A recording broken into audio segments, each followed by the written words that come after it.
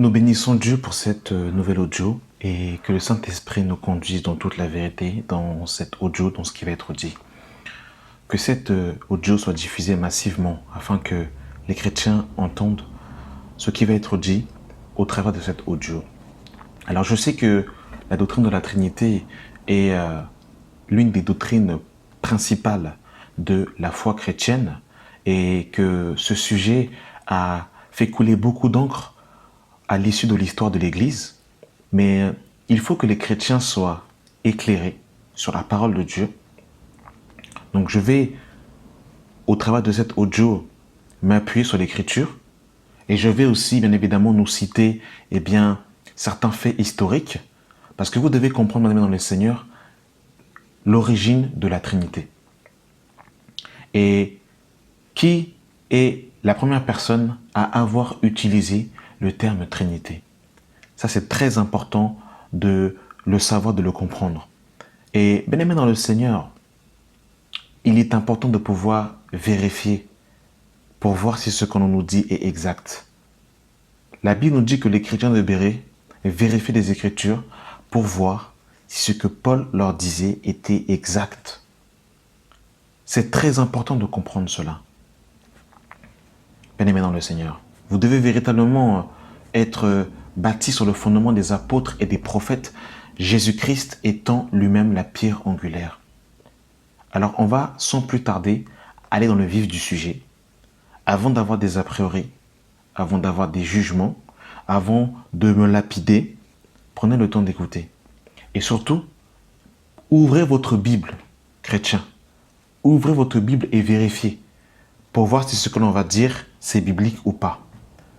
Parce que quand on commence à monter vite en besogne et qu'on est dans les émotions et qu'on se laisse entraîner par la colère, par la calomnie, par la médisance, par le mépris, sans pour autant vérifier ce qui est dit, et bien aimé dans le Seigneur, on n'est pas dans l'esprit, mais on est dans la chair. C'est pour ça, prenez des notes, vérifiez les Écritures, et nous allons voir si ce qui va être dit, si c'est biblique ou pas. Ce que vous devez savoir pour comprendre la définition de la Trinité.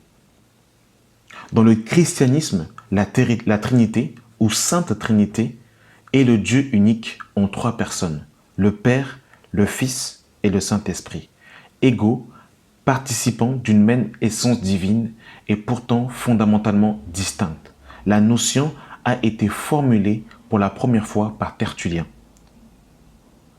Donc, vous devez comprendre, bien aimé dans le Seigneur, que le premier auteur à avoir utilisé le terme Trinité est Tertullien. Tertullien est le premier auteur à utiliser le terme Trinité. Il a vécu entre 150 et 160 à Carthage, qui est la Tunisie actuelle, et il est décédé environ dans les années 220 après Jésus-Christ. Et Tertullien a employé les mots substantia, équivalent du grec ousia, qui veut dire essence, substance, être, et persona, qui signifie masque d'acteur, rôle puis personne. Alors vous devez savoir que quand on parle de personne, donc quand on dit qu'il y a trois personnes en Dieu, il faut savoir en fait que chez les Grecs, le mot personne était utilisé pour pouvoir définir en fait des hommes qui jouaient un rôle, qui mettaient un masque et qui étaient en train de jouer un rôle. Donc essence, substance, être et persona qui signifie masque d'acteur, rôle. C'était utilisé, bien aimé dans le Seigneur, par le grec. Et pour votre information, Tertullien était un philosophe. Et il avait, soi-disant, fait une adhésion intellectuelle au christianisme, mais c'était un philosophe grec, comme la plupart des pères de l'Église, qui ont infiltré au cours de l'Église plusieurs fausses doctrines. Donc, comme nous l'avons dit précédemment, Tertullien, né entre 150 et 160 à Carthage, donc qui est la Tunisie actuelle, et qui est décédé vers 220 à Carthage. Alors, il était un écrivain de langue latine issu de famille berbère. Il se convertit au christianisme à la fin du IIe siècle et devient le plus éminent théologien de Carthage. Auteur prolifique, son influence fut grande dans l'Occident chrétien. En effet, il est le premier auteur latin à utiliser le terme Trinité, dont il développe une théologie précise. Il est ainsi considéré comme le plus grand théologien chrétien de son temps. C'est également un polémiste qui lutte activement contre les cultes païens et contre le gnostique de Marcion. Donc on ne va pas s'intéresser sur ça, ça c'est encore autre chose. Les gnosticismes, ça c'est encore autre chose. Mais ce qu'il faut savoir, bien aimé dans le Seigneur, c'est que le premier auteur à utiliser le terme Trinité, bien aimé dans le Seigneur, c'est Tertullien. Et ça, beaucoup de chrétiens l'ignorent. Beaucoup de chrétiens ignorent cette réalité, que le premier auteur à utiliser le terme Trinité vient, bien aimé dans le Seigneur, eh bien, de Tertullien. Et ça, c'est quelque chose qu'il faut savoir. C'est pour ça, bien aimé dans le Seigneur, avant de commencer à calomnier, médire, à commencer à diaboliser, parce que dès qu'on touche à la Trinité, on est voilà, directement diabolisé. Et vous devez savoir, bien aimé dans le Seigneur, que lorsque Tertullien va justement mettre en place le mot Trinité, il va comme en fait jeter un pavé dans la mare. Et par la suite, bien aimé dans le Seigneur, eh bien, il y a un autre homme du nom de Athanase qui va au concile de Nicée en 325, eh bien, mettre en évidence la doctrine de la Trinité. Alors, ce qu'il faut savoir, bien aimé dans le Seigneur, c'est que Constantin Ier va, eh bien, en 325, convoquer plus de 315 évêques pour justement traiter la question de la Trinité. Alors, du moins, la question de la place de Jésus dans la divinité. Et la première réunion écuménique organisée par Constantin vont en fait justement mettre en avant deux hommes, Arius et Athanase. Arius disait que Jésus n'est pas Dieu, que Jésus est un être créé. Et Athanase, lui, disait que Jésus est Dieu. Et ces deux prêtres vont avoir des conflits terribles. Et Constantin, justement, va les rassembler. Donc on nous dit que le premier empereur Constantin réunit le premier concile écuménique à Nicée avec pour but d'établir l'unicité de l'Église en Orient comme en Occident. Le concile de Nicée est un événement important du règne de Constantin Ier parce qu'il fixe certains points clés du dogme chrétien. La volonté impériale était avant tout d'établir une ligne directive commune, une information de la société romaine. Du point de vue de la pensée unique, souhaitait donner du christianisme une ligne directive, de tirer au clair par la discussion les problématiques relatives aux divergences de points de vue. Le point de vue le plus fondamental de la question reste l'hérésie arienne, du nom du prêtre Arius. Cette doctrine chrétienne partait du postulat que le Christ, Jésus, ne pouvait en aucun cas être l'égal du Père et du Saint-Esprit du fait de sa chair mortelle et de sa naissance. Il était donc conçu par le Père, donc postérieur. Les orthodoxes regardaient son analyse des textes comme une erreur et ne pouvaient s'accorder d'autour d'une stricte équité entre les trois substances de Dieu. Lors de son rassemblement, le 19 juin 325, le concile de Nicée proposait donc de traiter la divergence arienne, mais aussi de la date de la fête de la Pâque. Donc, il faut comprendre maintenant dans le Seigneur que le 19 juin 325, Constantin, qui était empereur, qui avait justement adhéré à la foi chrétienne, bien évidemment, eh bien, avec beaucoup de mélange, eh bien, va rassembler ces deux évêques, Arius et Athanase, pour justement traiter la question de la divinité. Et ce qu'il faut savoir, c'est qu'à l'issue justement de ce concile, eh bien, ce qui va ressortir, c'est que la position de Athanase, eh bien, va justement être accepté. Où justement, on va mettre en place, eh bien, la pensée de Tertullien qui avait été développée au préalable, hein, que de la Trinité, qu'il y a 3 personnes en Dieu, va justement être officiellement mise en place, eh bien, au Concile de Nicée en 325. Parce que Athanase partait dans le même sens que Tertullien. Et c'est en 325 justement que la doctrine de la Trinité va être mise en place. Donc Dieu le Père, Dieu le Fils et Dieu le Saint-Esprit. Et mettre en Dieu le mot personne. Et on a vu précédemment que le mot personne a été utilisé aussi par les Grecs lorsqu'ils jouaient un rôle. Ils mettaient des masques lors des théâtres grecs. Mais ce qui est intéressant, mesdames et dans le Seigneur, c'est que Constantin Ier, lui-même, eh bien, avait tout un panthéon de divinités. Constantin était polythéiste. Il avait l'observation de plusieurs divinités, notamment eh bien, des dieux égyptiens.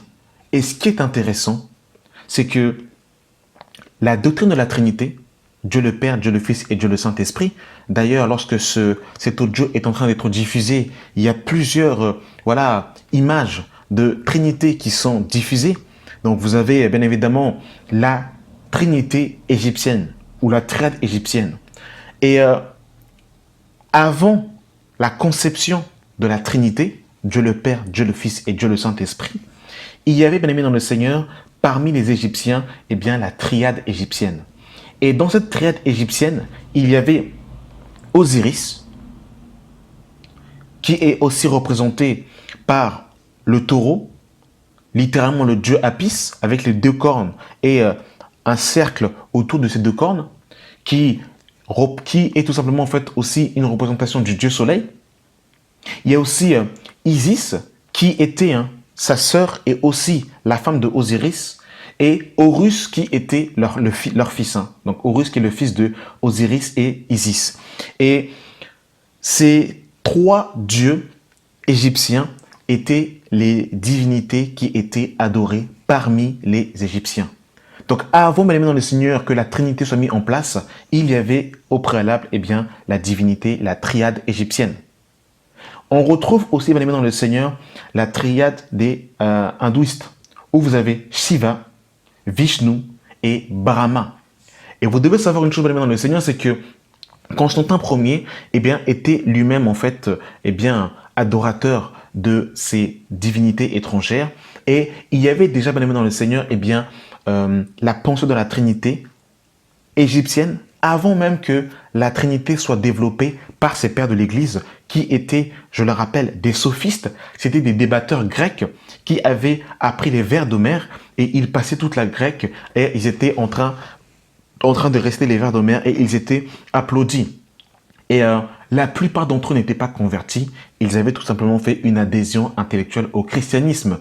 Et dans la pensée de la philosophie, eh bien, il y a justement la sagesse humaine, terrestre et diabolique qui ne peut pas comprendre Dieu. Et c'est pour ça, bien aimé dans le Seigneur, que toutes ces choses, eh bien, vous devez les savoir. Dans l'Écriture, bien aimé dans le Seigneur, le terme Trinité n'est pas utilisé. La Bible nous dit dans le livre de Éphésiens chapitre 2, le verset 20, « Vous avez été édifiés sur le fondement des apôtres et des prophètes, Jésus-Christ étant lui-même la pierre angulaire. » Nous avons rapidement brossé eh bien, l'histoire, un peu, on peut rentrer encore un peu plus en profondeur, mais j'aimerais réellement, bien aimé dans le Seigneur, que nous puissions nous atteler eh bien, sur les textes de l'Écriture. Mais vous devez savoir une chose, bien aimé dans le Seigneur, c'est que ces choses, vous devez les savoir, vous devez connaître ces choses, parce que ça fait partie de l'histoire de l'Église. Et l'Église, aujourd'hui, est vieille de plus de 2000 ans. Et en ces 2000 ans, eh bien, il y a eu aussi une histoire qui s'est passée avec toutes sortes de fausses doctrines qui ont été introduites, bien aimées dans le Seigneur, dans l'histoire de l'Église. Et bien aimés dans le Seigneur, vous devez savoir une chose.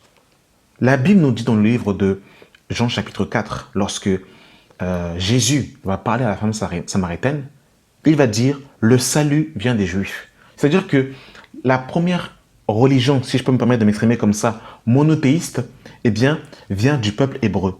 C'est des Juifs que le monde a eu la connaissance du Dieu unique, du Dieu véritable, Yahweh, Hachem. Et lorsque vous allez chez les Hébreux, la prière la plus connue chez les Hébreux se retrouve dans le livre de Deutéronome chapitre 6. Deutéronome chapitre 6, le verset 4, qui nous dit « Écoute Israël, l'Éternel notre Dieu est le seul Seigneur.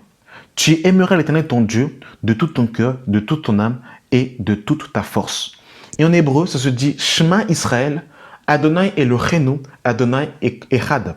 Et Echad nous parle en fait de l'unité de Dieu, du Dieu un, du Dieu unique. Et vous devez savoir, bien aimé dans le Seigneur, ici que c'est la prière la plus connue chez les Hébreux.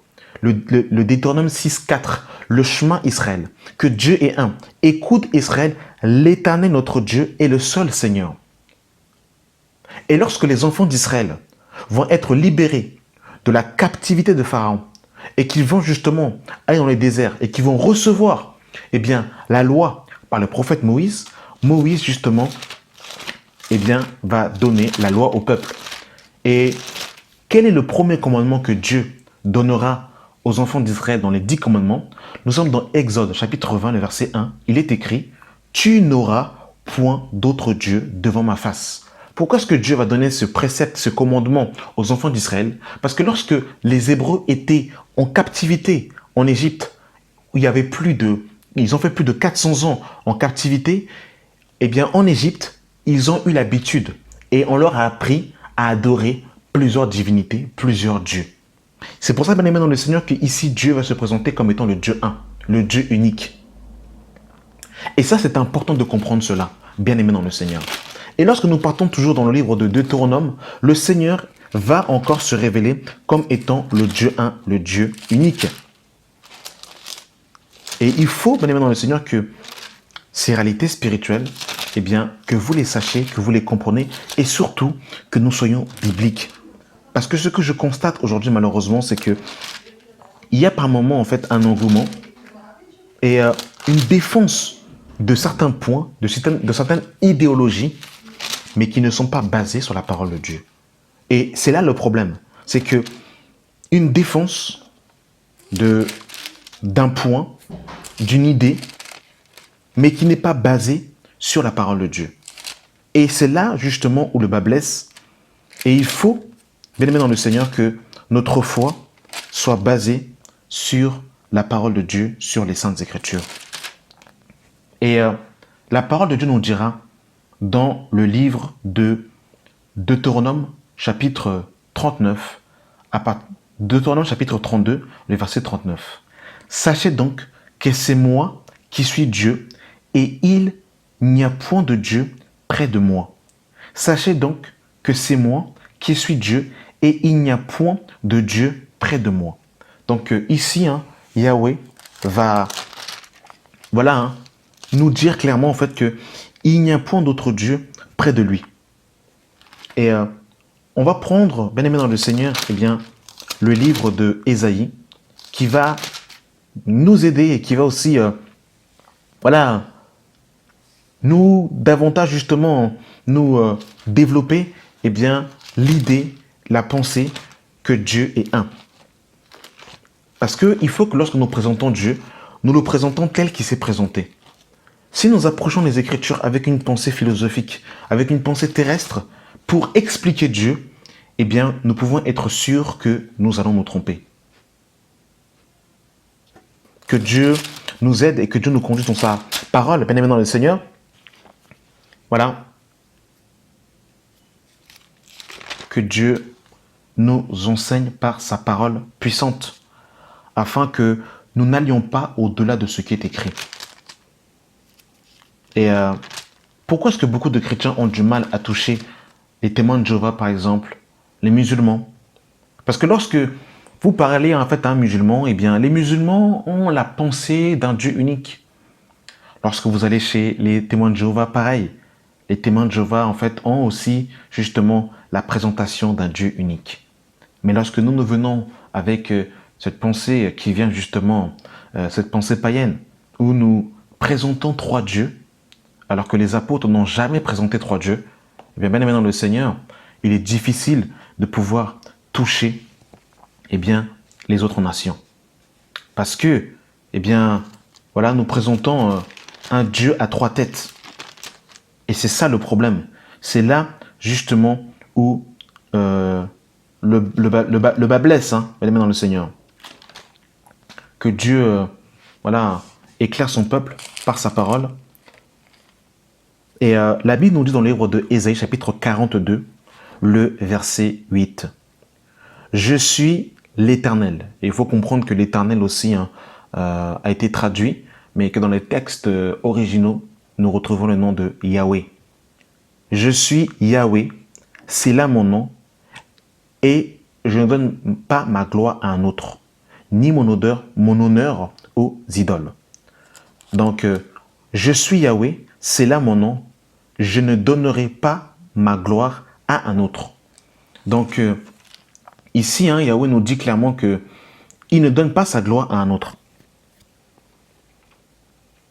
Nous sommes dans Ésaïe, chapitre 43, le verset 10.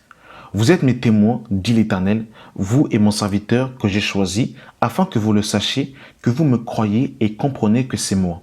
Avant moi, il n'a pas été formé de Dieu, et après moi, il n'en aura point. C'est moi, moi qui suis l'Éternel, et hors moi, il n'y a point de sauveur. Au verset 15 de Ésaïe 43, il est écrit « Je suis Yahweh, votre saint, le créateur d'Israël, votre roi. »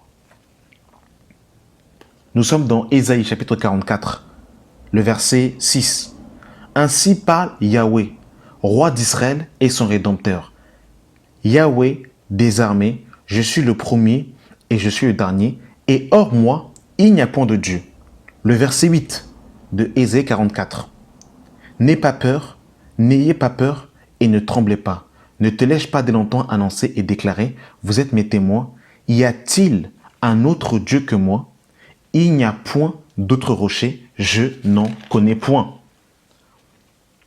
Nous sommes dans Ésaïe chapitre 44, le verset 24. « Ainsi parle Yahweh, ton Rédempteur, celui qui t'a formé dès ta naissance. Moi, Yahweh, j'ai fait toutes choses, seul j'ai déployé les cieux, seul j'ai étendu la terre. » Nous sommes dans Ésaïe 45, le verset 5. « Je suis Yahweh, il n'y a point d'autre. Il n'y en a point d'autre. Hors moi, il n'y a point de Dieu. J'étais saint avant que tu me connusses, c'est afin que l'on sache du soleil levant au soleil couchant que hors moi, il n'y a point de Dieu. Je suis Yahweh, il n'y en a point d'autre. » Voilà qu'en fait comment est-ce que Yahweh s'est présenté dans l'Écriture, bien aimé dans le Seigneur. Nous sommes dans Ésaïe 45, le verset 18. « Car ainsi parle Yahweh, le Créateur des cieux, le seul Dieu qui a formé la terre, qui l'a fait et qui l'a affermi, qui l'a créée pour qu'elle ne fût point désert, qui l'a formée pour qu'elle fût habitée. Je suis Yahweh, et il n'y en a point d'autre. » Alors, bien aimé dans le Seigneur, lorsque nous lisons ces choses, eh bien nous comprenons que Deutéronome 6.4 est vrai et que Yahweh a confirmé par le prophète Ésaïe qu'il était bien le Dieu unique. Et nous sommes au verset 21 de Ésaïe 45. « Déclare-le et faites-les venir, qu'ils prennent conseil les uns des autres. Qui a prédit ces choses dès le commencement et depuis longtemps les a annoncées? N'est-ce pas moi l'Éternel? Il n'y en a point d'autre que moi. Je suis le seul Dieu juste et qui sauve. Tournez-vous vers moi et vous serez sauvés, vous tous qui êtes aux extrémités de la terre. Car je suis Dieu et il n'y en a point d'autre. Je le jure par moi-même. La vérité sort de ma bouche et ma parole ne sera point révoquée. Tout genou fléchira devant moi, toute langue jurera par moi. » Voilà, bien aimé dans le Seigneur, comment est-ce que Yahweh va se présenter par l'intermédiaire de son prophète Ésaïe. Où on nous dit, bien aimé dans le Seigneur, on nous répète qu'il y a un seul Dieu. Et ça, bien aimé dans le Seigneur, il faut que nous puissions être fondés dans cette réalité parce que c'est la parole. Et c'est très important, bien aimé dans le Seigneur. Et lorsque nous lisons Hébreux chapitre 6, lorsque nous lisons les fondements de Hébreux 6, eh bien on nous parle de la foi en Dieu. Et lorsque nous rentrons dans le Seigneur dans le livre de Matthieu, Jésus-Christ homme, comment est-ce que Jésus-Christ homme a présenté justement Dieu? Et c'est là justement il y a la confusion, l'amalgame. Et nous allons justement revenir par la suite. Mais on va voir comment justement, eh bien, Jésus-Christ homme a présenté Yahweh. Nous sommes dans Matthieu chapitre 4, le verset 5. Le diable le transporta dans la ville sainte, le plaça sur le haut du temple et lui dit, « Si tu es le Fils de Dieu, jette-toi en bas, car il est écrit, il donnera des ordres à ses anges à ton sujet, et ils te porteront sur les mains, de peur que ton pied ne heurte contre une pierre. » Jésus lui dit, « Il est écrit, tu ne tenteras point le Seigneur ton Dieu. » Le diable le transporta encore sur une montagne très élevée, lui montra tous les royaumes du monde et leur gloire, et lui dit, « Je te donnerai toutes ces choses si tu te prosternes et m'adores. » Jésus lui répondit, « Retire-toi Satan, car il est écrit, tu adoreras le Seigneur ton Dieu et tu le serviras lui seul. » Donc, Jésus-Christ homme va nous encore nous présenter en fait le Dieu unique, le Dieu un. Nous sommes dans Jean, chapitre 17, le verset 3. Il est écrit, « Or, la vie éternelle, c'est qu'ils te connaissent, toi, le seul vrai Dieu, et celui que tu as envoyé, Jésus-Christ. » Voilà ce que Jésus-Christ, homme, a dit. Et nous sommes dans le livre de Marc, chapitre 12, le verset 28. Un scribe qui les avait entendus discuter, sachant que Jésus avait bien répondu aux Sadduciens, s'approcha et le demanda, « Quel est le premier de tous les commandements ?» Jésus répondit, « Voici le premier, écoute Israël, le Seigneur notre Dieu est l'unique Seigneur. Tu aimeras le Seigneur ton Dieu de tout ton cœur, de toute ton âme, de toute ta pensée et de toute ta force. » Donc Jésus, Christ homme, va faire référence au livre de Deutéronome 6.4. Écoute, ô Israël, le Seigneur notre Dieu est l'unique Seigneur. Donc Jésus-Christ homme ne va pas nous parler d'une triade, ne va pas nous parler d'une trinité. Il va parler du Dieu un, du Dieu unique. Et nous reviendrons sur la personne de Jésus-Christ par la suite.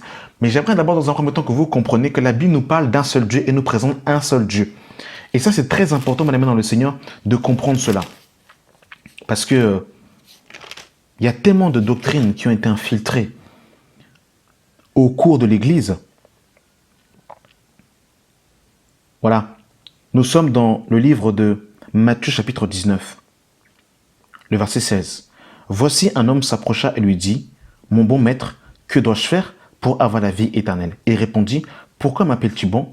Il n'y a qu'un seul bon, c'est Dieu. » Donc Jésus-Christ homme va vraiment nous présenter un seul Dieu.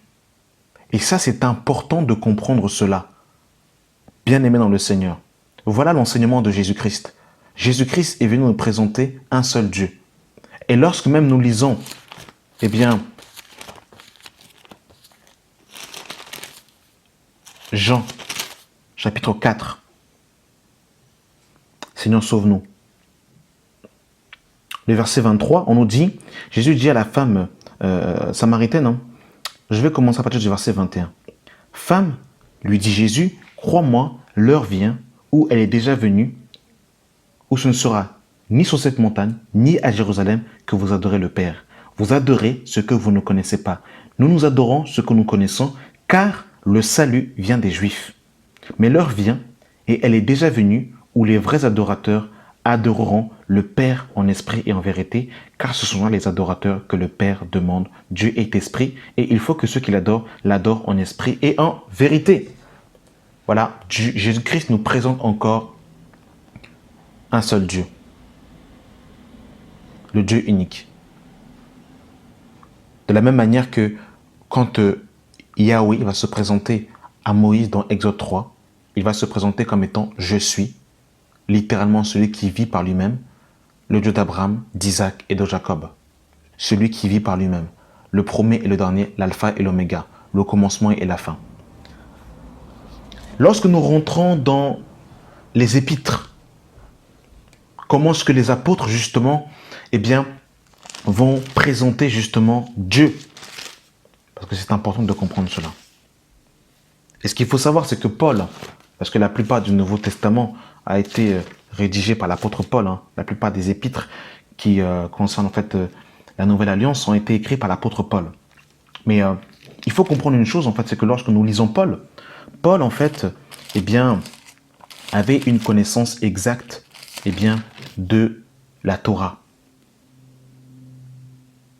Et Paul va dire dans Acte 24, le verset 14, « Je t'avoue bien que je sers le Dieu de mes pères, selon la voie qu'il appelle une secte, croyant tout ce qui est écrit dans la loi et dans les prophètes, ayant en Dieu cette expérience, comme ils ont eux-mêmes, qu'il y aura une résurrection des justes et des injustes. » Donc, Paul, en fait, va croire, en fait, la foi de Paul était basée sur la loi, dans la loi et dans les prophètes.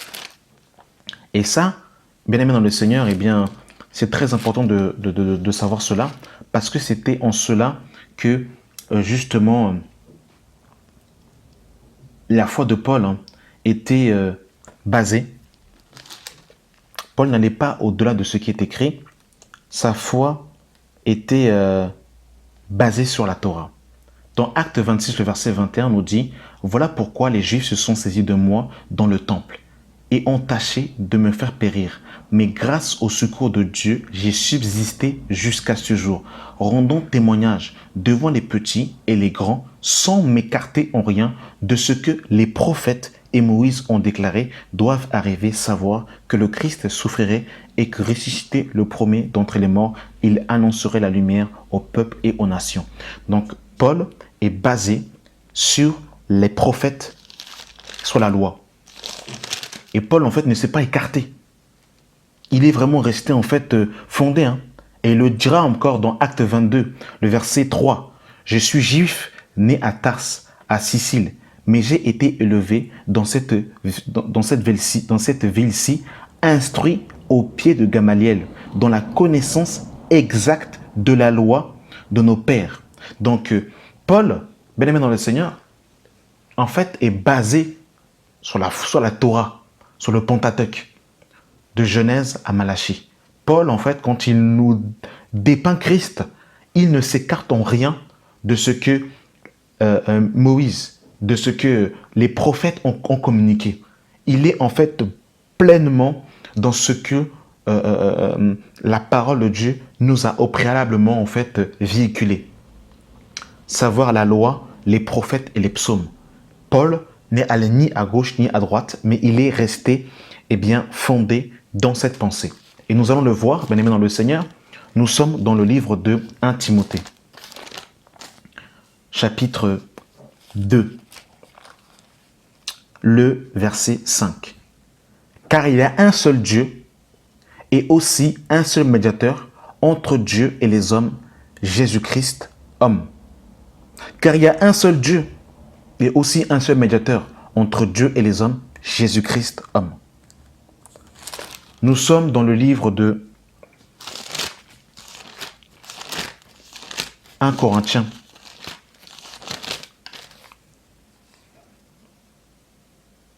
chapitre 8. Le verset 4. « Pour ce qui est donc de manger des viandes sacrifiées aux idoles, nous savons qu'il n'y a point d'idole dans le monde et qu'il n'y a qu'un seul Dieu. Car s'il y a des êtres qui sont appelés Dieu, soit dans le ciel, soit sur la terre, comme il existe réellement plusieurs dieux et plusieurs seigneurs, néanmoins, pour nous, il n'y a qu'un seul Dieu, le Père. » Il n'y a qu'un seul Dieu, le Père. Et bien aimé dans le Seigneur, je vous invite à faire cet exercice. Vous verrez que dans les épîtres, lorsqu'on parle de Dieu, on fait référence au Père. Et la pensée de Dieu le Père, Dieu le Fils et Dieu le Saint-Esprit n'apparaît pas dans les Écritures. Vous ne verrez jamais qu'on va associer l'attribut Dieu le Saint-Esprit ou Dieu le Fils. Cela vient en fait de Tertullien et de Athanase au concile de Nicée. Mais dans l'Écriture, lorsque les apôtres parlent de Dieu, ils évoquent toujours l'aspect de l'invisibilité, c'est-à-dire par rapport à Dieu. C'est pour ça qu'il dira « Il n'y a qu'un seul Dieu, le Père, de qui viennent toutes choses, pour qui nous sommes, et un seul Seigneur, Jésus-Christ, par qui sont toutes choses et par qui nous sommes. » Lorsque nous lisons Éphésiens, chapitre 4, le verset 4, « Il y a un seul corps et un seul esprit, comme aussi vous avez été appelés à une seule espérance par votre vocation. Il y a un seul Seigneur, une seule foi, un seul baptême, un seul Dieu et Père. Un seul Dieu et Père, qui est au-dessus de tout, et parmi tous, et en tous, mais chacun de nous, la grâce a été donnée sur la mesure du don de Christ. » Donc, voyez-vous, bien aimé le Seigneur, un seul Dieu et Père. Paul n'a pas enseigné la Trinité. Paul n'a pas enseigné la Trinité. Paul, quand il parle de Dieu, il évoque en fait toujours l'aspect du Dieu unique, du Dieu un. Et c'est toujours apporté au Père. On parlera de Jésus-Christ après. Mais il faut d'abord que nous comprenions qu'il y a un seul Dieu. Parce que c'est la doctrine apostolique. C'est la doctrine en fait que l'Écriture nous communique. Et ça, c'est très important de comprendre cela, bien aimé dans le Seigneur. Et il faut que réellement les chrétiens comprennent cela et qu'ils entendent cette réalité. Et regardez dans le livre de Galates, chapitre 3, le verset 19. « Pourquoi donc la loi a été donnée ensuite à cause des transgressions jusqu'à ce que vint la postérité à qui la promesse avait été faite. Elle a été promulguée par des anges au moyen d'un médiateur.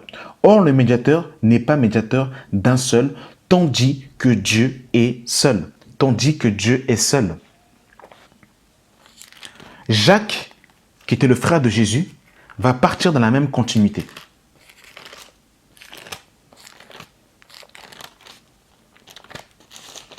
Nous sommes dans le livre de Jacques. Chapitre 2, le verset 19. « Tu crois qu'il y a un seul Dieu, tu fais bien, les démons le croient aussi et ils tremblent. Tu crois qu'il y a un seul Dieu, tu fais bien, les démons le croient aussi et ils tremblent. » Donc vous verrez bien dans le Seigneur que lorsque les apôtres parlent de Dieu, ils vont toujours parler de Dieu dans son invisibilité. C'est-à-dire que lorsqu'on parle de Dieu, dans l'Écriture, on fait référence au Père. C'est-à-dire que quand les apôtres, par exemple, commencent leur épître en disant « Béni soit le Dieu et Père de notre Seigneur Jésus-Christ », lorsqu'ils parlaient de Dieu, ils faisaient référence au Père. Les apôtres ne nous ont pas enseigné la Trinité. Ils ne nous ont pas enseigné une triade. Ils n'ont pas non plus représenté le Père, comme l'Église catholique, représente le Père. Si vous tapez Trinité sur Google, vous verrez que le Père est représenté et que justement, le Saint-Esprit est représenté comme une colombe. La Bible nous dit que le Saint-Esprit est descendu comme une colombe, mais le Saint-Esprit n'est pas une colombe, bien aimé dans le Seigneur. Et on va voir le Fils qui a exactement la même apparence physique que le Père, on est un peu plus jeune. Et ça, bien aimé dans le Seigneur, tout ça, ça vient du concile de Nicée. C'est purement, en fait, païen. Je sais que c'est un pavé dans la mare que beaucoup vont contester, mais il faut être biblique, bien aimé dans le Seigneur. Et on va voir par la suite que cette représentation de la Trinité, que l'on voit justement sur Google Images, du Père, du Fils et du Saint-Esprit côte à côte, venait au préalable justement de la Trinité égyptienne. Osiris, Isis et Horus. Voilà, bien aimé dans le Seigneur, comment c'est terriblement terrible.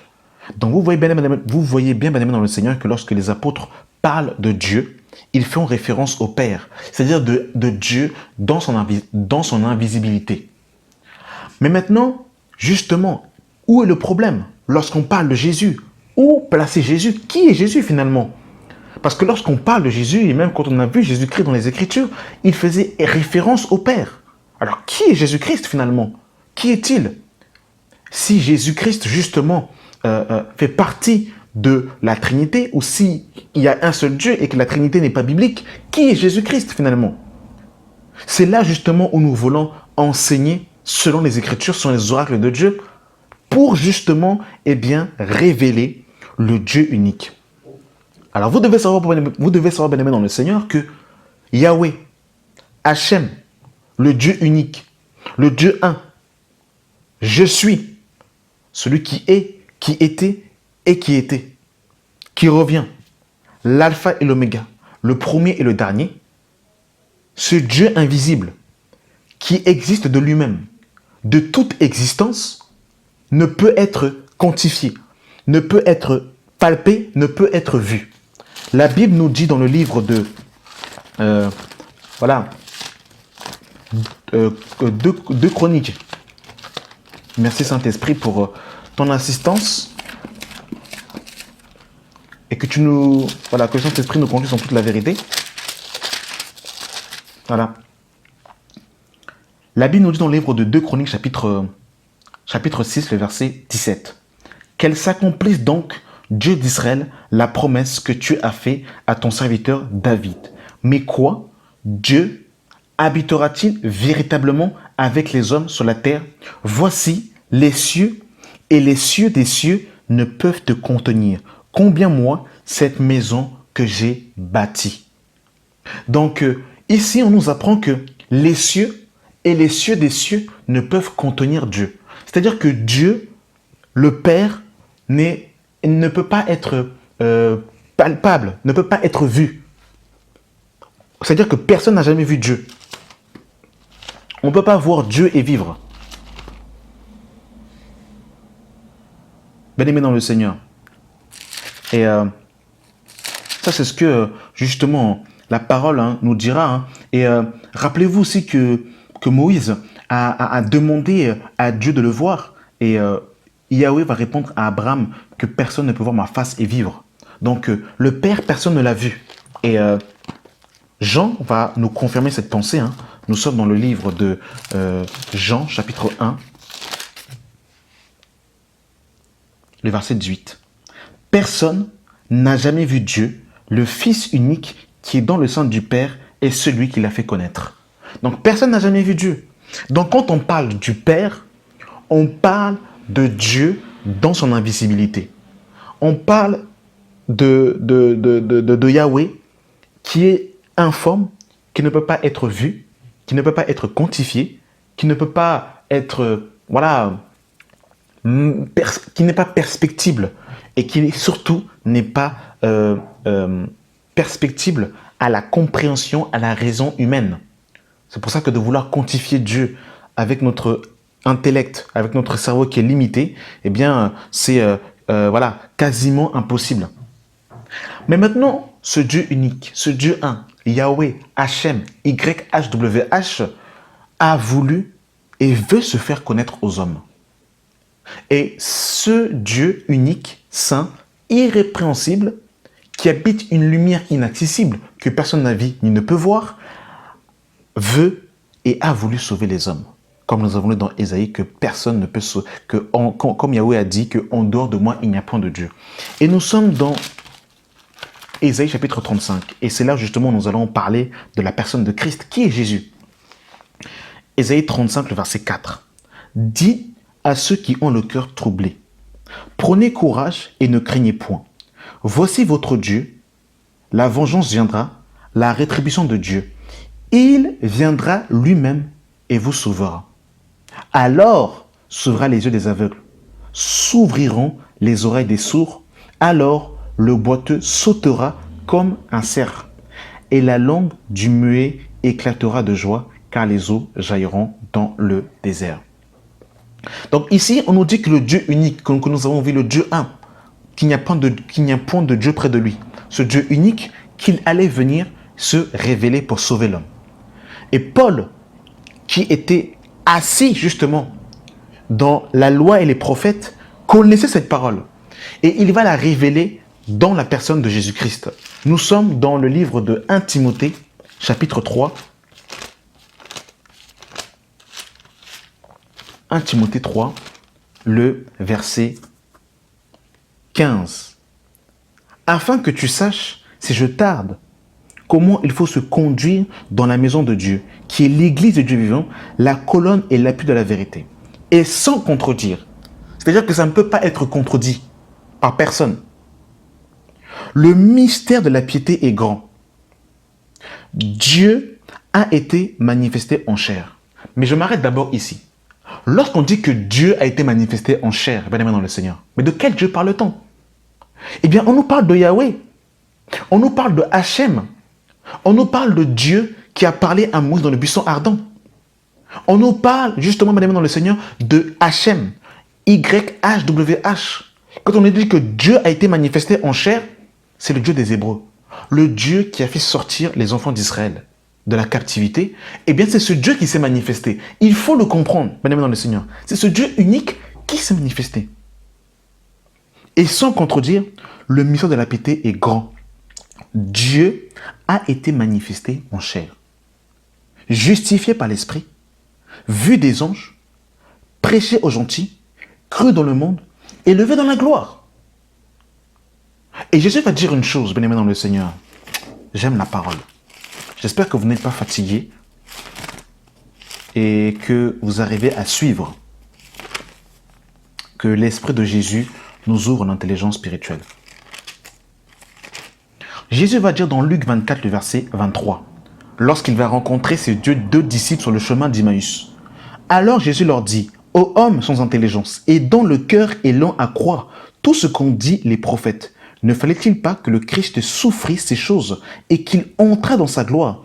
Et commençons par Moïse et par tous les prophètes, il leur expliqua dans toutes les Écritures ce qui le concernait.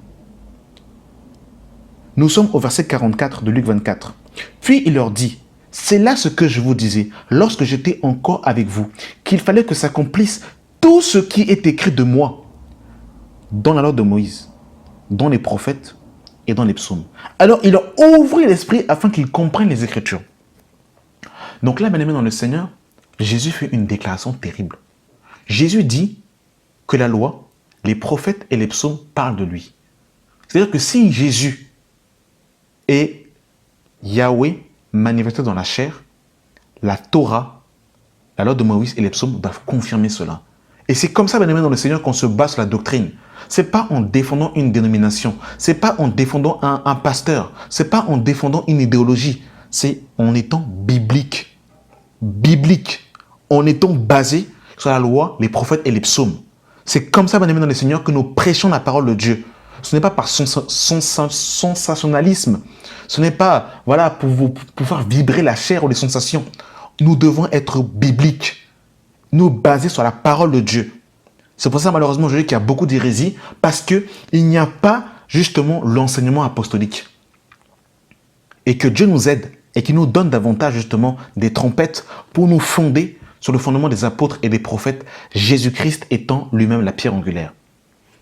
Et nous sommes bien aimés dans le Seigneur, pour confirmer toujours cela, dans le livre de Ésaïe.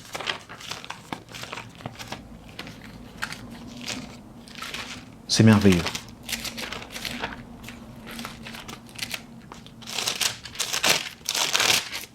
Que Dieu enseigne sa parole. Voilà. Que Dieu nous éclaire davantage.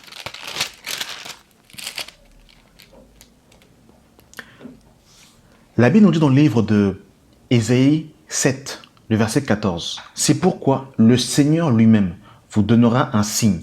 Voici, une vierge deviendra enceinte. Elle enfantera un fils et elle lui donnera le nom d'Emmanuel. Et cette prophétie de Ésaïe va s'accomplir dans le livre de Matthieu chapitre 1, le verset 23. Et Emmanuel veut dire Dieu avec nous. Et rappelez-vous de la question que Salomon va se poser dans le livre de 2 Chroniques chapitre 6. Dieu habitera-t-il avec son peuple? Car voici les cieux et les cieux des cieux ne peuvent le contenir.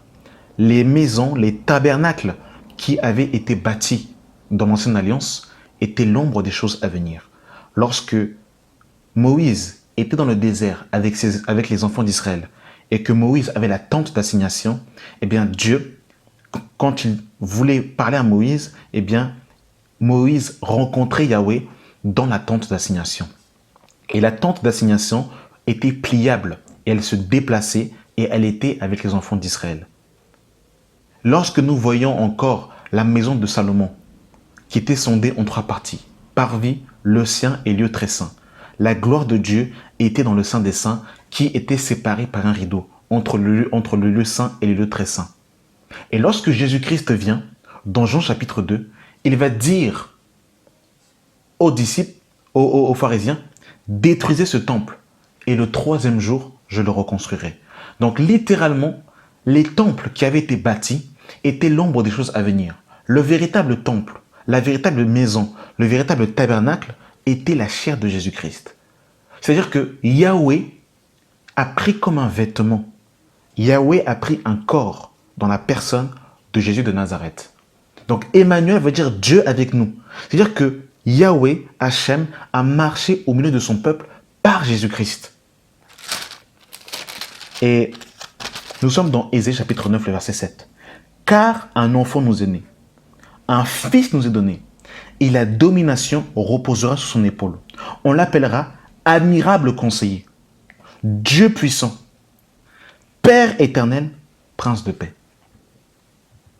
Ô Seigneur, sauve-nous. Que Dieu éclaire son peuple. Voilà pourquoi la parole de Dieu nous dira dans le livre de Jean, chapitre 1, le verset 1. Au commencement était la parole, et la parole était avec Dieu, et la parole était Dieu. Et ce qu'il faut comprendre, c'est que dans la version, par exemple, des témoins de Jéhovah, on nous dit la parole était un Dieu. Mais en grec, le terme Dieu se définit par théos. Et en grec, il n'y avait pas de T majuscule ou minuscule. C'est théos qui nous fait référence à Dieu. Et au verset 14, on nous dit « Et la parole a été faite chair. Elle a habité parmi nous, pleine de grâce, de vérité. » Donc, bien-aimé dans le Seigneur, Jésus-Christ est Dieu manifesté en chair. C'est-à-dire quoi littéralement? Le Père, c'est Dieu dans son invisibilité. Le Fils, c'est la représentation du Dieu unique, du Dieu un, Hachem, Yahweh, dans le visible. C'est-à-dire que lorsque nous voyons le Fils de Dieu, nous voyons Yahweh dans le visible. Le Père est Dieu dans son invisibilité. Le Fils, c'est le même Dieu dans le visible. C'est-à-dire que lorsque tu vois le Fils, tu vois le Père, tu vois Yahweh, tu vois Hachem. C'est-à-dire que c'est la même personne dans le visible.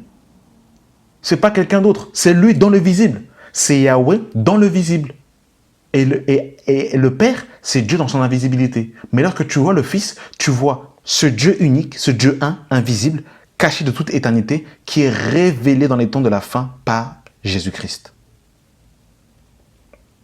Et c'est pour ça que Jésus dira dans Jean chapitre 14.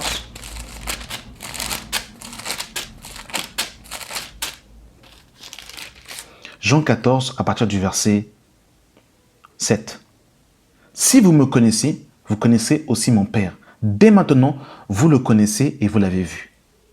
Donc Jésus va dire que si vous me connaissez, vous connaissez aussi le Père. Dès maintenant, vous le connaissez et vous l'avez vu.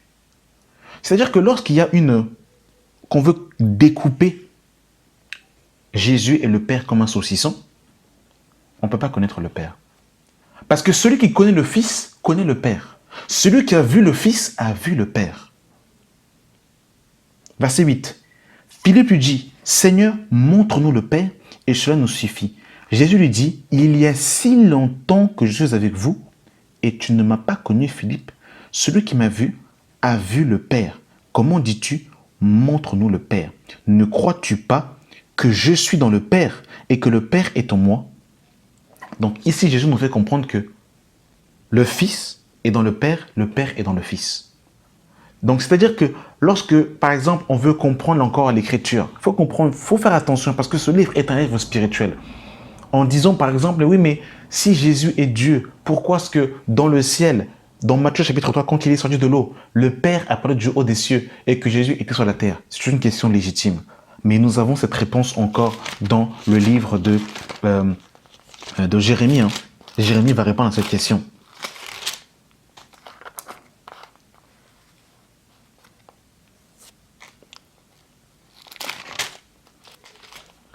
Que Dieu enseigne son peuple, afin que nous soyons basés sur la parole de Dieu. Et il faut que nous soyons bibliques, bien-aimés dans le Seigneur. Jérémie 23, le verset 23, autant pour moi. Ne suis-je un Dieu que de près, dit l'Éternel? Ne suis-je pas aussi un Dieu de loin? Quelqu'un se tiendra-t-il dans un lieu caché sans que je le voie, dit l'Éternel? Ne remplis-je pas moi les cieux et la terre, dit l'Éternel? Donc Dieu est partout. Comment peut-on limiter Dieu en fait à une perception humaine? C'est pour ça que lorsqu'on veut comprendre Dieu avec notre intellect, c'est compliqué. En pensant que le Père en fait était coincé là-bas au ciel et qu'il était impossible qu'il soit en même temps sur la terre en Jésus-Christ. Et ici, il répond parfaitement à cette question que beaucoup pourraient se poser. Et on peut même encore aller plus loin pour bousculer encore l'intellect et le raisonnement humain. Regardez ce que Jésus-Christ va dire dans Matthieu chapitre 3, dans Jean chapitre 3. Jean chapitre 3, le verset 12. Si vous ne croyez pas quand je vous ai parlé des choses terrestres, comment croirez-vous quand je vous parlerai des choses célestes? Personne n'est monté au ciel, si ce n'est celui qui est descendu du ciel, le Fils de l'homme qui est dans le ciel. Et quand il dit cela, il est en train de parler, mais il est sur la terre. Mais il dit le Fils de l'homme qui est dans le ciel. Allez comprendre cela. Comment le Fils de l'homme peut-il être dans le ciel alors que quand il part, il est présentement sur la terre? Allez comprendre cela avec l'intelligence humaine. Il faut la révélation. C'est pour ça que Jésus va ouvrir l'intelligence à ses disciples afin qu'ils comprennent les Écritures. Et la Bible nous dit encore dans le livre de 1 Corinthiens, chapitre 3. 2 Corinthiens, autant pour moi. 2 Corinthiens, chapitre 5. Le verset 19. Car Dieu était en Christ, réconciliant le monde avec lui-même. Car Dieu était en Christ, réconciliant le monde avec lui-même. Et c'est dans la même pensée que Paul va aller dans le livre de Colossiens, chapitre 2, le verset 9. Car en lui habite corporellement toute la plénitude de la divinité. Car en lui, en Yeshua, habite corporellement toute la plénitude de la divinité. Donc en dehors de Jésus-Christ, il n'y a pas de divinité. Tout habite corporellement en Jésus-Christ. Donc quand Jésus-Christ était sur la terre, c'était Yahweh, c'était Hachem, c'était Je suis qui était en train de marcher au milieu de son peuple.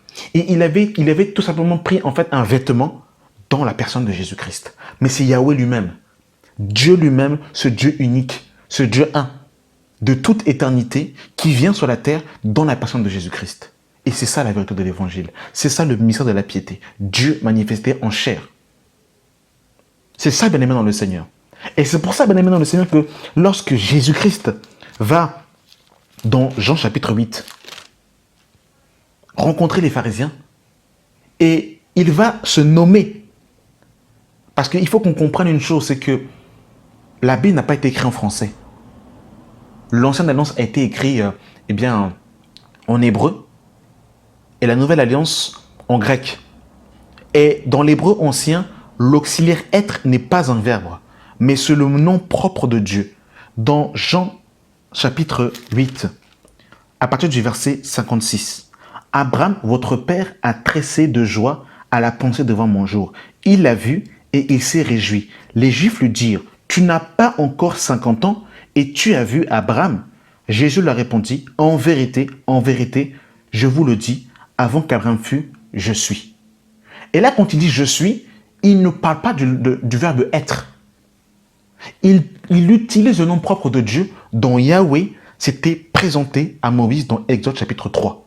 Et ça, les pharisiens qui connaissaient la Torah savaient ce que Jésus est en train de dire. Voilà pourquoi, au verset 59, on nous dit, là-dessus, ils prirent des pierres pour les jeter contre lui, mais Jésus se cacha et il sortit du temple, passant au milieu d'eux, ainsi s'en alla. Bien-aimé dans le Seigneur, Jésus est Dieu manifesté en chair. Maintenant, il faut comprendre une chose, bien-aimé dans le Seigneur, par rapport en fait à Jésus. C'est que lorsque Jésus-Christ vient, il vient en tant qu'homme. En tant qu'homme. C'est-à-dire qu'il a participé au sang et à la chair. C'est ce que la parole de Dieu va nous dire dans le livre de Hébreux. Que Dieu enseigne son peuple dans toute la vérité. Que Dieu soit béni. Dans Hébreux chapitre 2, le verset 14. Ainsi donc, puisque les enfants participent au sang et à la chair, il a également participé lui-même afin que par la mort, il anéantisse celui qui a la puissance de la mort, c'est-à-dire le diable, et qui le délivra tous ceux qui, par crainte de la mort, étaient toute leur vie retenus dans la servitude. Donc il faut qu'on comprenne bien dans le Seigneur que Jésus-Christ, comme il a participé au sang et à la chair, et la Bible nous dit dans Hébreux 2, le verset 9, « Mais celui qui a été abaissé pour un peu de temps au-dessous des anges, Jésus, nous le voyons couronné de gloire et d'honneur à cause de la mort qu'il a souffert, afin que par la grâce de Dieu, il souffrit pour la mort pour tous. » Donc Jésus-Christ, lorsqu'il est sur la terre, en tant qu'homme, il participe au sang et à la chair pour sauver la postérité d'Abraham. Il est, abaissé pour un peu de temps au-dessous des anges. Et la Bible nous dit dans le livre de Philippiens chapitre 2 qu'il s'est dépouillé afin de devenir semblable aux hommes.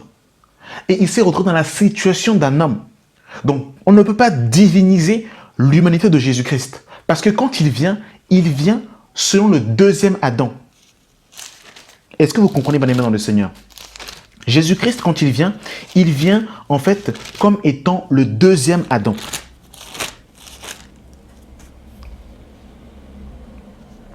La Bible nous dit dans le livre de 1 Corinthiens chapitre 15, le verset 21. « Car puisque la mort est venue par un homme, c'est aussi par un homme qu'est venue la résurrection des morts. Et comme tous meurent en Adam, de même aussi tous revivront en Christ. » Il faut qu'on comprenne maintenant dans le Seigneur que le péché est entré dans le monde par un homme, par Adam. Il fallait aussi que le péché sorte du monde par un homme, littéralement Jésus-Christ homme. Voilà pourquoi est-ce que Jésus-Christ a revêtu un corps de chair, qu'il a participé au sang, à la faiblesse, afin de délivrer ceux qui étaient toute leur vie asservis par le péché. Et dans Romains chapitre 5, on va justement encore toujours nous évoquer cette pensée. Dans Romains 5, à partir du verset 19. « Car, comme par la désobéissance d'un seul homme, beaucoup ont été rendus pécheurs, de même, par l'obéissance d'un seul, juste, par d'un seul, beaucoup seront rendus justes. » Donc, on voit bien dans le Seigneur que la désobéissance de Adam a plongé tous les hommes dans la désobéissance, a plongé tous les hommes dans la condamnation du péché. Il fallait aussi qu'un autre homme vienne pour restaurer ce que le premier Adam a fait. Donc, quand Jésus-Christ vient, il vient comme étant le dernier Adam pour restaurer ce que le premier Adam a fait. Et comme la mort est entrée dans le monde par un homme, il fallait que la résurrection aussi vienne par un homme. Voilà pourquoi est-ce qu'il a participé au sang et à la chair. Et la Bible nous dit dans le livre de Hébreux chapitre 9 que sans effusion de sang, il n'y a pas de pardon. Donc il fallait qu'un sang puisse être versé pour que nous puissions avoir la vie. Mais le sang des boucs et des veaux ne donnait pas justement la vie éternelle, ne sauvait pas et n'ôtait pas le péché. Et la conscience n'était pas non plus purifiée par la conscience par le péché. Il fallait qu'un sang parfait soit versé pour que nous puissions avoir justement la vie éternelle. Mais le problème, c'est que l'homme étant condamné, l'homme étant pécheur, n'avait pas dans son sang la vie. L'homme n'avait pas la vie au-dedans de lui, à cause du péché. Est-ce que vous comprenez bien dans le Seigneur? Et dans Lévitique 17, le verset 14, on nous dit « Car l'âme de toute chair, c'est son sang qui est dans son âme. C'est pourquoi je dis aux enfants d'Israël, vous ne mangerez pas le sang d'aucune chair, car l'âme de toute chair, c'est son sang. » Dans d'autres façons, on nous dit « La vie est dans le sang. » Mais la vie, qui est la vie? C'est Yahweh qui est la vie. C'est Hachem qui est la vie. La vie ne se trouve que dans Hachem, que dans le Dieu unique. C'est pour ça qu'il fallait que de ce sang, nous héritons la vie éternelle. C'est pour ça qu'il fallait que le sang de Jésus-Christ coule. Parce que dans le sang, il y a la vie. Et le sang de Jésus était un sang divin, un sang parfait. C'est pour ça que quand le sang de Jésus-Christ coule, tu as la vie éternelle, mon frère, ma soeur. Parce qu'il est Dieu manifesté en chair. L'auteur de la vie, il est je suis. Est-ce que vous comprenez, bien aimé dans le Seigneur? Est-ce que vous comprenez? Et j'ai terminé pour que nous puissions bien nous comprendre. C'est vrai qu'on a dit beaucoup de choses, mais je sais que le Saint-Esprit va lui-même en fait vous enseigner ce qui a été dit. Et il faut que nous comprenions en fait que le Père et le Fils sont un. Le Père et le Fils sont un. Alors nous sommes d'accord que dans la doctrine, lorsque nous enseignons, eh bien, on ne peut pas dire le Père est mort à la croix ou le Saint-Esprit est mort à la croix. Nous parlons du Fils. C'est-à-dire que celui qui a revêtu un corps de chair, Jésus-Christ homme, eh bien, a revêtu ce corps de chair. Et bien aimé dans le Seigneur, vous devez comprendre que Marie est la mère de Jésus-Christ homme, mais elle n'est pas la mère de Jésus-Christ Dieu, le créateur du ciel et de la terre, celui qui vit au siècle des siècles. En tant qu'homme, Marie est la mère de Jésus, mais dans l'esprit, Marie n'est pas la mère de Jésus-Christ. En tant qu'homme, Jésus est de la postérité de David, mais dans l'esprit, Jésus est plus grand que David. Dans la chair, Jean le Baptiste, qui est le cousin de Jésus, est plus grand que Jésus de 6 mois dans la chair, mais dans l'esprit, Jésus a précédé Jean le Baptiste et est plus grand que Jean le Baptiste. Dans la chair, Abraham est plus grand que Jésus-Christ homme, mais dans l'esprit, Jésus est plus grand qu'Abraham. Il est je suis. Il est au-dessus de tout. C'est pour ça que l'auteur aux Hébreux va nous dire au chapitre 2 que Jésus est au-dessus des anges.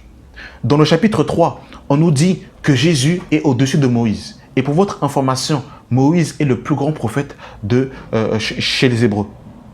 Au Hébreux chapitre 2, Jésus est au-dessus des anges.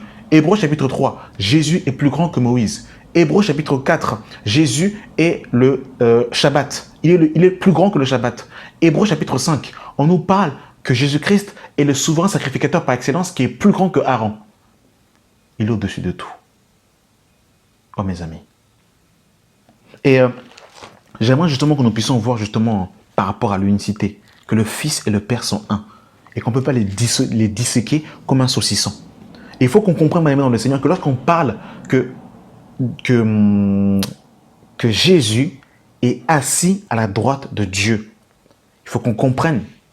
Je vais d'abord expliquer cette explication avant de nous parler de l'unicité de Dieu. Parce qu'il faut que vous compreniez que lorsqu'on nous parle que Jésus est assis à la droite de Dieu, on ne dit pas qu'au ciel, il y a 2 trônes. Jamais dans l'Écriture, vous verrez qu'au ciel, il y a 2 trônes. Lorsque vous parcourez le livre de l'Apocalypse, jamais vous ne verrez 2 trônes au ciel. Et on le verra par la suite. Qu'au ciel, il y a un seul trône. C'est un langage prophétique. Vous devez savoir que Dieu est le plus grand de tous les prophètes. Et que pour comprendre un prophète, vous devez avoir le langage prophétique pour décoder le langage d'un prophète. Quand on nous dit que Jésus-Christ est assis à la droite de Dieu, c'est une position d'autorité. Et chez les Hébreux, la droite est la position du juste. Dans Ésaïe, chapitre 53, le verset 1. Qui a cru à ce que nous avons annoncé? Qui a reconnu le bras de l'Éternel?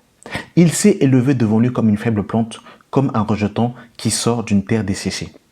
Et ensuite, quand on lit la suite, on va nous parler de Jésus-Christ, homme qui est mort pour nos péchés. Et quand on nous dit qui a reconnu le bras de l'Éternel, en fait, le bras de l'Éternel, c'est la force agissante de Dieu, c'est la puissance de Dieu, la puissance de Yahweh, de Hachem, le bras de l'Éternel. Donc quand on nous parle de la droite de Dieu, on nous parle de la force agissante, on nous parle du bras de l'Éternel. Littéralement, lorsque le Père parle, il agit par sa main puissante, qui est sa parole, littéralement. Qui n'est ni plus ni moins Yeshua, Jésus-Christ. Donc le bras de l'Éternel, c'est la droite de Dieu. Littéralement, la force agissante de Dieu, Yahweh, qui agit avec puissance et autorité. Et quand Yahweh agit, il agit par sa parole, littéralement par son bras puissant. C'est comme ça qu'il faut comprendre cela. Et par rapport à l'unité de Dieu, Jésus va dire qu'il était un avec Dieu. Nous sommes dans Jean chapitre 10, à partir du verset 23. Et Jésus se promenait dans le temple sous le portique de Salomon. Les Juifs l'entourèrent et lui dirent, « Jusqu'à quand tiendras-tu notre esprit en suspense? Si tu es le Christ, dis-le-nous franchement. » Jésus leur répondit, « Je vous l'ai dit, et vous ne croyez pas. Les œuvres que je fais au nom de mon Père rendent témoignage de moi, mais vous ne croyez pas parce que vous n'êtes pas mes brebis. Comme je vous l'ai dit, mes brebis entendent ma voix, je les connais et elles me suivent. Je leur donne la vie éternelle et elles ne périront jamais et personne ne les ravira de ma main. » Donc là, il parle des brebis qui sont dans sa main. Et juste après, il dira, « Mon Père qui me les a donnés est plus grand que tous et personne ne peut les ravir de la main de mon Père. » Alors la question que j'aimerais poser, si Jésus et le Père sont deux personnes distinctes, c'est-à-dire comme deux individus qui pourraient être à part entière, alors tu es dans la main de qui? Tu es dans la main du Père ou tu es dans la main du Fils? Et il dira par la suite, moi et le Père, nous sommes un. Et regardez la réponse des Juifs. Alors les Juifs prirent de nouveau des pierres pour le lapider. Jésus leur dit, je vous ai fait voir plusieurs bonnes œuvres venant de mon Père. Pour lequel me lapidez-vous? Les Juifs lui répondirent, ce n'est point pour une bonne œuvre que nous te lapidons, mais pour un blasphème. Parce que toi, qui es un homme, tu te fais Dieu. Et les Juifs avaient bien compris le langage de Jésus. C'est que lorsque Jésus-Christ parlait, il s'attribuait le droit à la divinité. Et ça, les Juifs le comprenaient très bien. Et dans Jean chapitre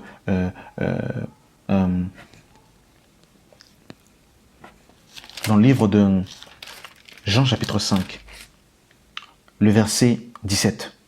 Mais Jésus leur répondit, mon Père agit jusqu'à présent, moi aussi j'agis. À cause de cela, les Juifs cherchèrent encore plus à le faire mourir. Non seulement parce qu'il violait le Shabbat, mais parce qu'il appelait Dieu son propre Père, se faisant lui-même égal à Dieu. Égal à Dieu. Bien aimés dans les Seigneur, nous sommes dans l'Écriture, dans la parole de Dieu. Et pourquoi Jésus-Christ a été crucifié? Jésus a été crucifié pour un blasphème. Il a été crucifié pour un blasphème. Nous sommes pour cela dans le livre de Matthieu chapitre 26, le verset 59. Les principaux sacrificateurs et tout le Sanhédrin cherchèrent quelques faux témoins contre Jésus suffisantes pour le faire mourir. Mais ils n'en trouvèrent point, quoique plusieurs faux témoins se furent présentés enfin, il en vint d'eux qui dirent, celui-ci a dit, j'ai pu détruire le temple de Dieu et le rebâtir en 3 jours. Le souverain sacrificateur se leva et lui dit, ne réponds-tu rien? Qu'est-ce que ces hommes déposent contre toi? Jésus garda le silence. Le souverain sacrificateur prenant la parole et lui dit, je t'adjure par le Dieu vivant de nous dire si tu es le Christ, le Fils de Dieu. Jésus répondit, tu l'as dit. De plus, je vous le déclare, vous verrez désormais le Fils de l'homme assis à la droite de Dieu, de la puissance de Dieu et venant sur les nuées du ciel.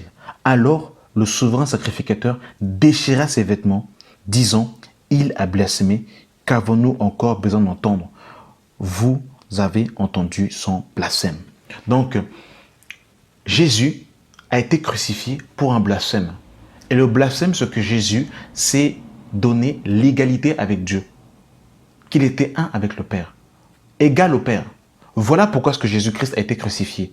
Et ils se sont souvenus de la parole de Zacharie chapitre 14 à partir du verset 1 qui nous dit que c'est que l'Éternel paraîtra et il posera ses pieds sur le mont des Oliviers. Donc les Juifs ont justement complètement craqué. Voilà pourquoi ce que Jésus-Christ a été crucifié pour un blasphème. Et on va terminer par quelques passages de l'Apocalypse pour nous montrer que Jésus est bel et bien Dieu manifesté en chair. Nous sommes dans Apocalypse 1, le verset 7. Voici, il vient avec les nuées, et tous les yeux, et les yeux de tous le verront, et ceux qui l'ont percé. Donc celui qui a été percé, c'est Jésus. Et toutes les tribus de la terre se lamenteront à cause de lui. Oui, amen. Je suis l'alpha et l'oméga, le commencement et la fin, dit le Seigneur Dieu, celui qui est, qui était et qui vient, le Tout-Puissant. Littéralement, on nous parle de je suis. Et pour ceux qui doutent que ici, c'est bien Jésus-Christ, Jésus lui-même va reprendre cette parole au verset 17 de Apocalypse 1. Quand je le vis, je tombais à ses pieds comme mort. Il posa sur moi sa main droite en disant, ne crains point, je suis le premier et le dernier, et le vivant. J'étais mort, et voici je suis vivant au siècle des siècles. Je tiens les clés de la mort et sur des morts. Gloire à Jésus-Christ. Et maintenant, nous voulons voir que Jésus est assis au milieu du trône. Et qu'au ciel, il n'y a pas plusieurs trônes. Puis je vis dans la main droite de celui qui était assis sur le trône un livre écrit en dedans et en dehors, scellé de 7 sceaux. Et je vis un ange puissant qui criait d'une voix forte, qui est digne d'ouvrir le livre et d'en rompre les sceaux.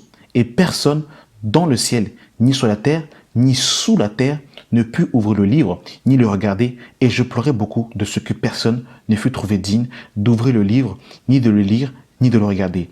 Et l'un des vieillards me dit, ne pleure point, voici, le lion de la tribu de Juda a vaincu pour ouvrir le livre des 7 sceaux. Et je vis au milieu du trône et des 4 êtres vivants et au milieu des vieillards un agneau qui était là comme immolé. Au milieu du trône.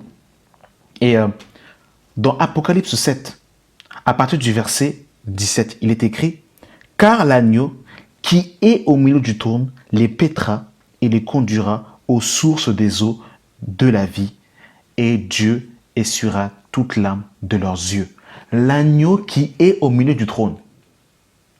Maintenant, nous voulons voir que le Père et le Fils sont un. Pour confirmer encore, toujours dans la même pensée, nous sommes dans Apocalypse chapitre 22, le verset 3. Il n'y aura plus d'anathème.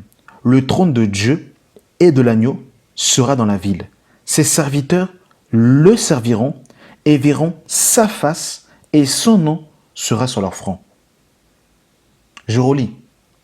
Alors, dans le bon français, voici comment cette phrase aurait dû être écrite. Il n'y aura plus d'anathème. Les trônes de Dieu et de l'agneau seront dans la ville. Ses serviteurs les serviront et verront leur face et leurs noms seront sur leur front. Là, on nous parle de Dieu et de l'agneau, mais au singulier. C'est glorieux. Apocalypse 20, le verset 6. Heureux et saints, ceux qui ont part à la première résurrection, la seconde mort n'a point de pouvoir sur eux. Mais ils seront sacrificateurs de Dieu et de Christ, et ils régneront avec lui pendant 1000 ans, et non avec eux. Avec lui. C'est glorieux. Apocalypse 14, le verset 1. Je regardais, et voici l'agneau se tenir sur la montagne de Sion, et avec lui 144 000 personnes qui avaient son nom et le nom de son Père écrit sur leur front. C'est le même nom. Voilà pourquoi lorsque vous voyez que Jésus-Christ va dire de les baptiser au nom du Père, Fils, Saint-Esprit, qui est au singulier, parce que O ne porte pas de X et non n'a pas de X. Normalement, dans le vrai français, quand on dit baptiser au nom du Père, du Fils et du Saint-Esprit, ça aurait dû être conjugué au pluriel. Donc O aurait dû avoir un X et non avoir un S. Au nom. Et là, c'est O, O-U et non N-O-M. Donc, voilà, au singulier. Père, Fils, Saint-Esprit. Et les apôtres vont obéir à cette parole et ils vont baptiser au nom de Jésus. Gloire au Seigneur Jésus-Christ. Et pour terminer, je terminerai ce passage en prenant 1 Jean chapitre 5, le verset 20, qui nous dit « Nous savons aussi que le Fils de Dieu est venu et qu'il nous a donné l'intelligence pour connaître le véritable. Et nous sommes dans le véritable en son Fils Jésus-Christ. C'est lui qui est le Dieu véritable et la vie éternelle. Petits enfants, gardez-vous des idoles. Amen. » Bien-aimés dans le Seigneur, vraiment que le Seigneur vous révèle davantage sa parole, qui nous enseigne davantage sa parole. Il y a encore beaucoup d'autres versets qu'on aurait pu prendre, mais je vais m'arrêter là parce que je pense avoir dit l'essentiel et que le Seigneur, davantage, continue encore à nous illuminer sur sa personne. Merci d'avoir pris le temps d'écouter cet audio. Que la grâce et la paix et la communion du Saint-Esprit soient votre partage. Amen.